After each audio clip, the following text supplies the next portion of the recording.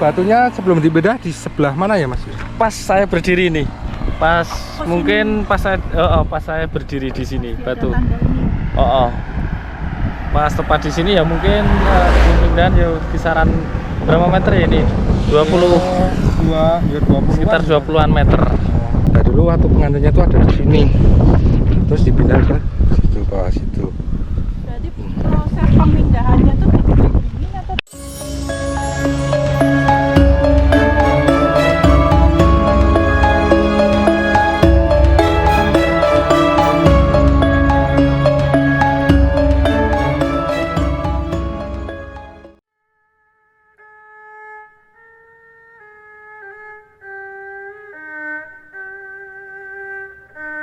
Assalamualaikum warahmatullahi wabarakatuh. Salam Rahayu. Pemirsa Wisata Nusantara, saat ini saya sedang berada di Gunung Kidul. Dan ini saya berada di Watu Nganten. Nah, Watu Nganten, Watu Penganten ya, penganten atau pengantin bahasa Indonesianya. Nah, kita pengen tahu sejarahnya kenapa dinamakan Watu Penganten. Kita sudah bersama Dukuh ya, Dukuh narasumber, kita kenalan dulu ya. Monggo Pak. Monggo. Dengan siapa Pak namanya? Heri Supanto. Bapak Heri Supanto. Bapak, di sini kita kan taunya ada Watu Penganten ya. Iya. Nah, itu kenapa kok dinamakan sebagai Watu Penganten Pak, asal muasalnya? Ya karena memang ini cerita dari nenek moyang, cuman tinggal cerita dari mulut ke mulut aja. Setiap kita tanya tentang sejarah Watu Penganten ini, mereka sini merupakan petilasan, yang jelas petilasan. Dulu tahunnya belum jelas tahunnya berapa, cuman di sini ada suatu cerita karena kita lihat di sini nampak juga ada dua pohon ini melambangkan manten perempuan dan juga temanten laki-laki. Zaman dulu menurut cerita dari nenek moyang itu ada sepasang temanten yang lewat di jalan dan kebetulan mereka itu istirahat karena kelelahan dan ada batu longsor yang dari tebing atas itu mereka tertimbun di bawah batu, dan di sini batu ini merupakan wujud dari simbol mereka berdua. Gitu untuk cerita pendeknya seperti itu. Nah, itu tahun berapa Pak itu kalau boleh tahu? Kalau tahunnya ya kisaran mungkin sekitar berapa ya, sekitar 200-an tahun yang lalu mungkin ya. Sekitar kita bisa perkirakan sekitar 200 tahun yang lampau. Nah, kemudian dulu memang tempatnya di sini atau bagaimana Pak Watu Penganten ini? Tempatnya ini setelah pemindahan. Dulu waktu tahun 2019, 5 tahun yang lalu itu memang bukan di sini tempatnya. Pas tepatnya persis itu di tengah jalan JLS karena memang di sana itu mau dibangun jalan yang mungkin pelebaran itu dari pihak keraton Ngayogyakarta itu dipindahkan ke sini. Ya, menurut dulu memang sebelum dikerjakan pakai alat berat itu memang belum bisa karena menurut kepercayaan kan memang disakralkan untuk dan setelah dilakukan ternyata memang benar mau dikerjakan itu alat berat itu ada yang terjadi kendala, ada yang mesinnya rusak, terus ada nggak bisa dinyalakan dan macam-macam seperti itu. Hingga akhirnya dilakukan prosesi untuk upacara ada dulu seperti kita mempertemukan temanten itu baru bisa dilakukan. Mas dengar-dengar dulu ekskavatornya tuh seroknya bahkan ada yang patah ya Mas ya? Betul, memang seperti itu. Ada yang terjadi trouble, maksudnya ada yang rusak, ada yang nanti untuk operatornya sendiri ada menemui semacam malamnya di mimpi seperti itu. Nah, kemudian itu kan tadi Mas juga cerita kalau sampai mendatangkan dari pihak keraton ya Mas untuk proses pemindahan itu. Berapa lama Mas proses pemindahan itu? Kalau prosesi upacaranya ya mungkin sekitar 4 jam lah. Kita mulai dulu kayaknya sekitar jam 9 pagi sampai jam 11 itu baru setengah 11 atau jam 11 itu baru dilakukan. Setelah prosesi upacara selesai baru dilakukan untuk pemukulan batu. pembongkaran batu. Ini tinggal sekitar nggak ada seperempat batunya yang semula ada di tengah-tengah itu yang ada di tengah. Jalan ya. Ini berarti digeser kurang lebih ya sekitar berapa ya? 40 meter lah, 40 meter mungkin dari tempat semula. Nah, Mas, kalau saya ini pengen tahu ya, maksudnya terkait dengan ritualnya apa saja yang dilakukan, Mas? Apakah ada, tadi kan ada seperti kayak upacara temanten segala macam, itu gimana, Mas? Boleh sedikit diceritakan? Iya, kalau mengulas tentang itu sih, mungkin kalau kita lihat dari sejarah itu dulu kan sepasang temanten itu dipercaya dari daerah mana ya Pucanganom mau ke daerah Ngirisobo ya, kebetulan sini kan jalan. Nah pas waktu di jalan itu ternyata terjadi musibah semacam itu, hingga akhirnya dari pihak karaton meneliti sejarah itu dan kemudian pengambilan sampel tanah atau gimana untuk menurut kepercayaan orang sini itu tanah itu di bawah itu merupakan jasad atau mungkin arwah yang belum kembali ke asal. Jadi tanah itu kita bawa ke Pucanganom kembali untuk dikuburkan di pemakaman setempat di daerah Pucanganom seperti itu. Terus ya untuk upacaranya ya mungkin kalau saya tahu dulu itu ya seperti orang waktu kita mengantarkan manten itu ya mulai panggih, mulai pasrah, dan hingga akhirnya untuk yang terakhir ya kita karena memang terjadi musibah kita kasih doa-doa semacam itu. Nah, mungkin setelah pada saat proses untuk pemindahan batu itu apakah ada warga ya, selain tadi kan ada yang petugasnya ekskavator pernah diimpeni atau segala macam, tapi kalau warga pernah ada nggak, Mas, yang mengalami hal-hal yang sifatnya mistis gitu? Ya enggak, cuman kalau yang terdekat mungkin ya dari kampung kami kan mungkin terdekat dari ini, dan kebetulan sini kan juga masih wilayah untuk kampung kami itu kan tergolong masih masuk wilayah itu, ada semacam yang dulu pernah ada yang malamnya mungkin sebelum waktu pembongkaran dan sebagainya pernah kesurupan. Kalau orang Jawa kan percaya kesurupan, kalau ditanya orang yang mungkin tahu tentang hal itu ya ternyata memang datangnya dari sini karena memang minta untuk kalau bisa minta jangan diganggu karena memang ini rumah saya dan semacam itu, hingga akhirnya melalui proses panjang juga untuk kita musyawarah sampai ke keraton itu, hingga akhirnya memang dulu ada yang pernah Pak Sri Sultan Hamengkubuwono yang 10 itu memang sama ajudannya malam sendiri itu untuk datang ke sini, tidak sepengetahuan dari masyarakat semua. Bahkan dulu pernah ada katanya juru kunci atau gimana pun nggak dikasih tahu, cuman hingga akhirnya berinisiatif mungkin ya dari pihak keraton untuk melakukan ritual itu. Mas, dengar-dengar dari dulu ini kan di atas pohon ini kan bawahnya ini kan batu ya, di bawah pohon. Dengar-dengar dari dulu itu memang ukurannya segini, nggak pernah berubah ya, Mas, pohonnya ini ya, Mas ya? Iya. Tanya gimana, Mas? Kalau ini memang sejak saya kecil pun sekian. Ternyata setelah saya tanya sama yang usianya sudah sepuh, yang sekitar sudah 80 tahun atau 90 tahun yang masih hidup sampai sekarang itu, sejak beliau yang saya tanya yang kisaran untuk simbah-simbah yang usia 90 tahun itu memang sejak dulu memang segini, nggak pernah besar, nggak pernah ya memang suburnya juga seperti ini. Jadi dulu pas waktu pembongkaran itu pun mereka banyak yang lihat, karena memang pas waktu pemindahan itu ya disaksikan kisaran antara banyak sekali, mungkin ribuan penonton yang ingin tahu, bahkan dari luar wilayah sini, ada yang dari Pratimontoro Jawa Tengah, ada yang dari kecamatan lain untuk ikut datang menyaksikan ritual sama pemindahan batu ini. Lah jati ini pun juga ada yang mungkin banyak yang patah untuk rantengnya itu juga mengeluarkan air, dan dipercaya banyak yang melihat bahwa air itu tetesan air mata untuk ya padahal kan musim untuk kan musim kemarau seperti ini. Jadi kan kalau kita berpikir nalar gimana, dari mana airnya dan sebagainya, mungkin kalau pohon itu kan menyimpan banyak air juga, tapi kok banyak sekali, cuman satu ranting aja yang keluar. Pas ranting yang patah untuk yang mau kita pindahkan kebetulan kena itu ada yang patah, itu juga mengeluarkan banyak, itu saksi dulu pas waktu mau pemindahan.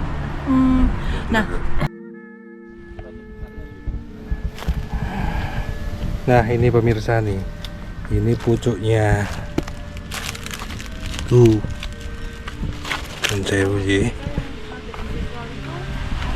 nah ini ditumbuhi 2 pohon jati, dan kata warga sini ini pohon jati dari dulu sampai sekarang itu pohon jati ini nggak bisa gede, cuman segini terus, padahal udah puluhan tahun, udah mau ratusan tahun segini terus. Nah ini akarnya tuh sudah kering, yang satu sudah kecabut, tapi yang anehnya itu ini daunnya tuh masih hijau tuh.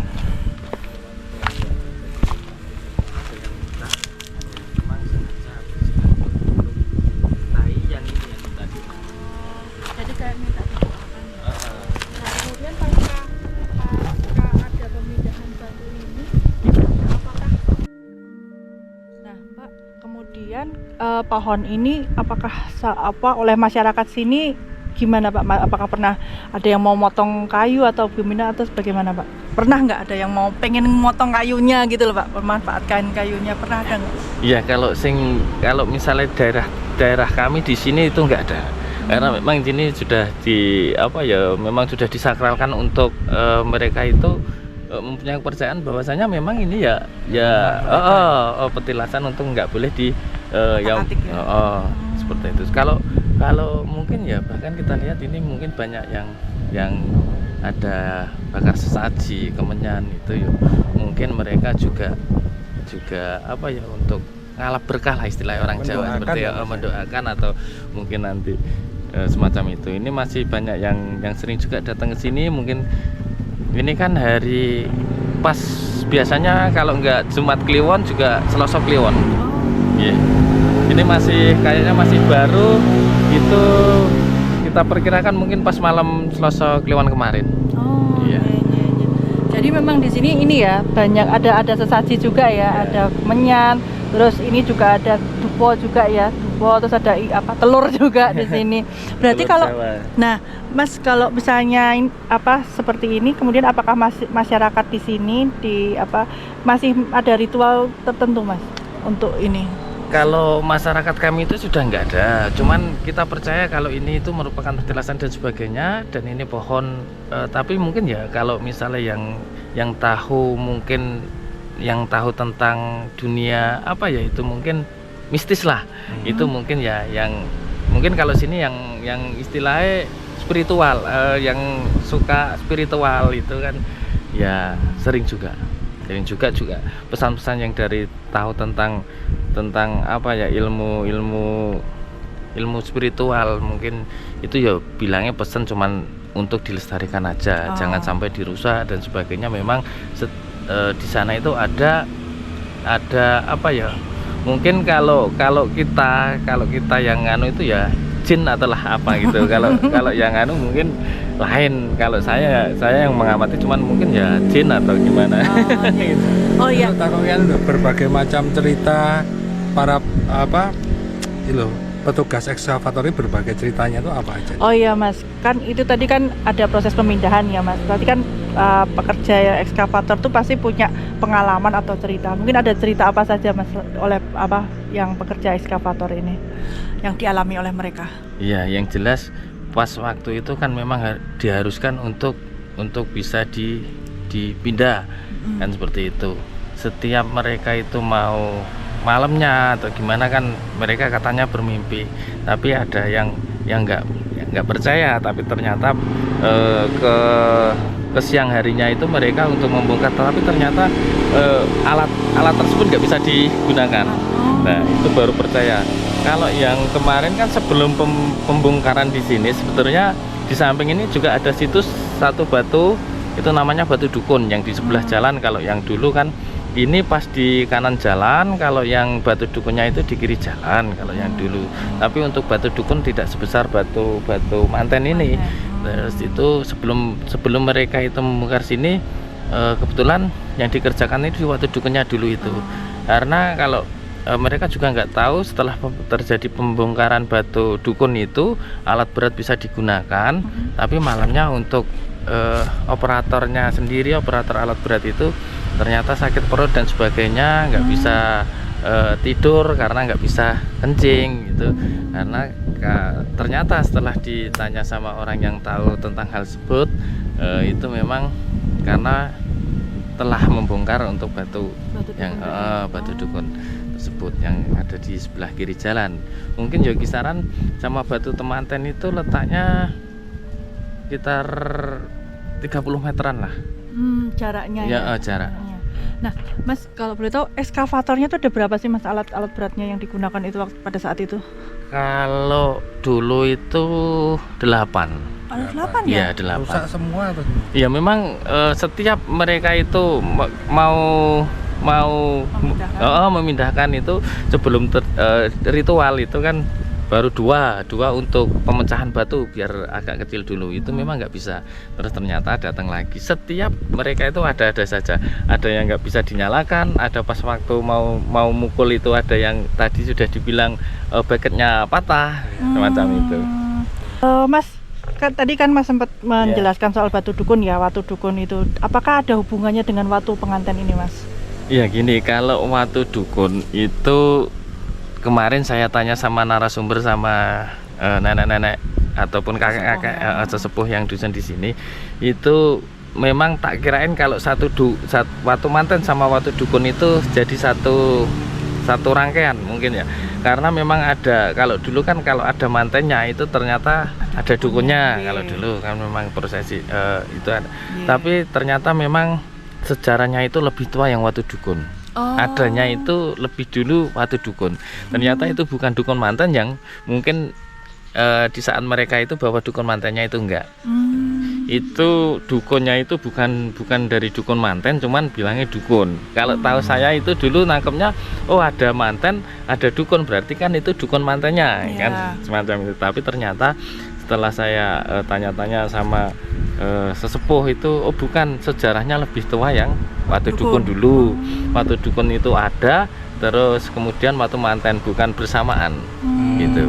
Berarti yang paling tua watu dukun dulu ya, Mas ya, baru betul. Watu pengantin ini. Iya begitu. Nah, Mas, ini tuh kita kan berada di sini di atas watu pengantin ya, Mas ya. Iya. Nah, ini tuh besarnya awalnya seberapa sih, Mas? Gedenya ini apakah seluas ini atau bagaimana? Ya kalau ini cuman sebagai apa, puncaknya aja.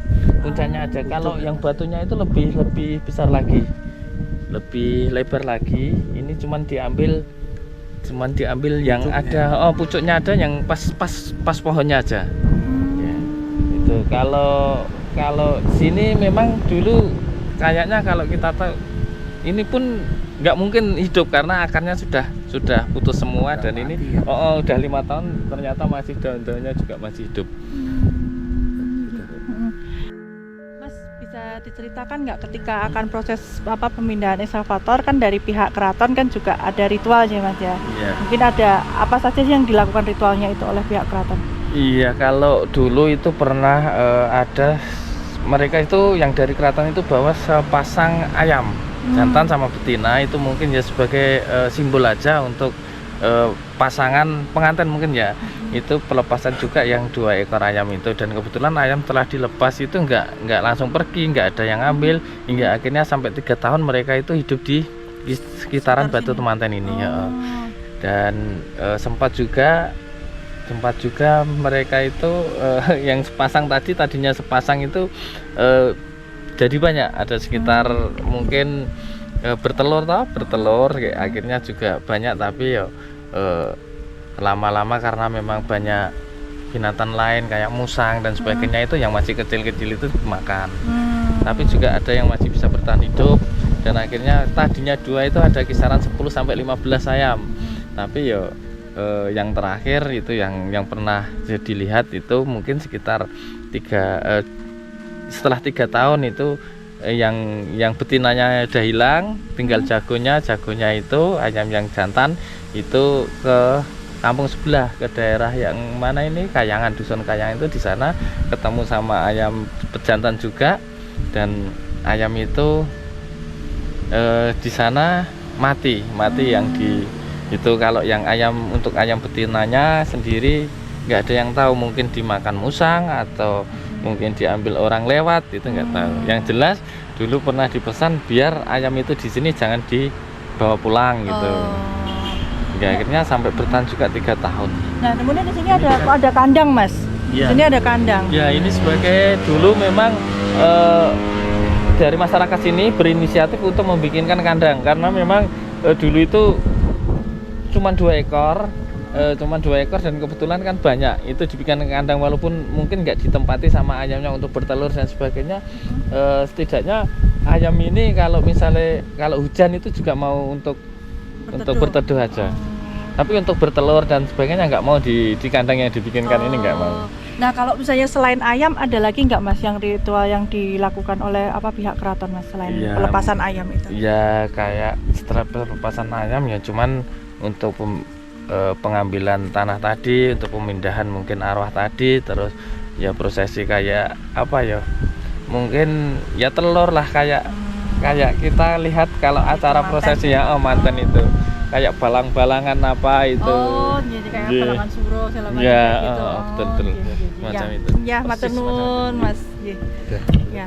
Nah, pemirsa, sekian perjalanan kita dari Watu Penganten, dan di sini jadi juga pemirsa bisa lihat bahwa di sini ada pecahan-pecahan ya, pecahan-pecahan dari Watu Penganten.